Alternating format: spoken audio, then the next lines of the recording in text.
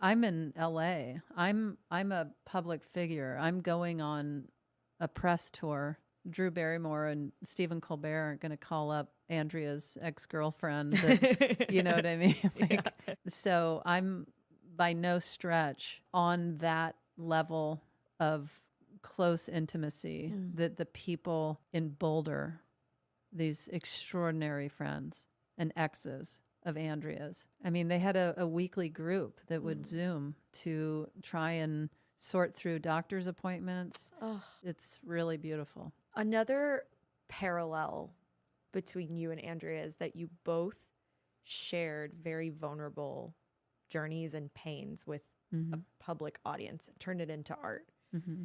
What has that cost you and what has that given you? So much of both. I was very closed off in ways before 2012.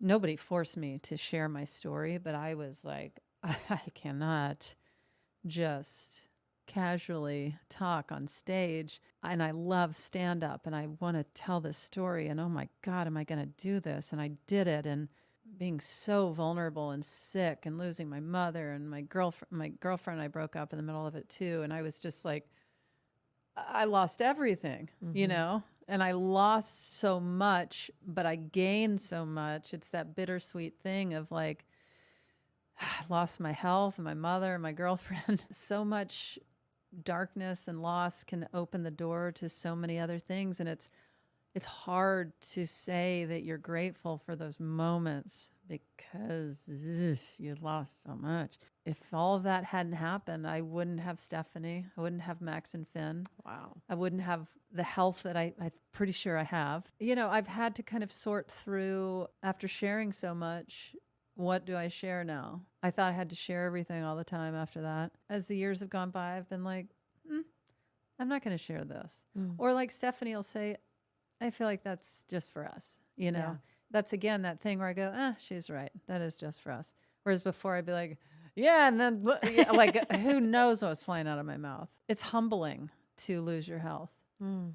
It's humbling to have friends sponging your mouth. It's humbling to be in a diaper.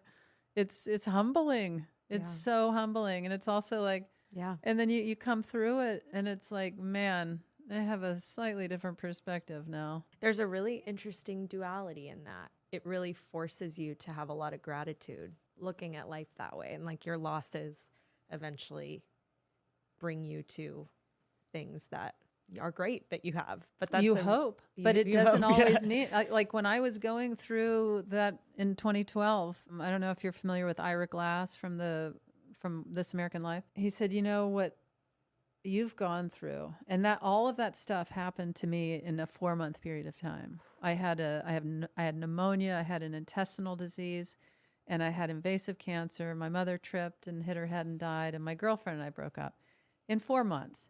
And Ira said, "You know, what people think is random is like kind of spread out and oddly placed." And he said, sometimes random can be all together. Mm.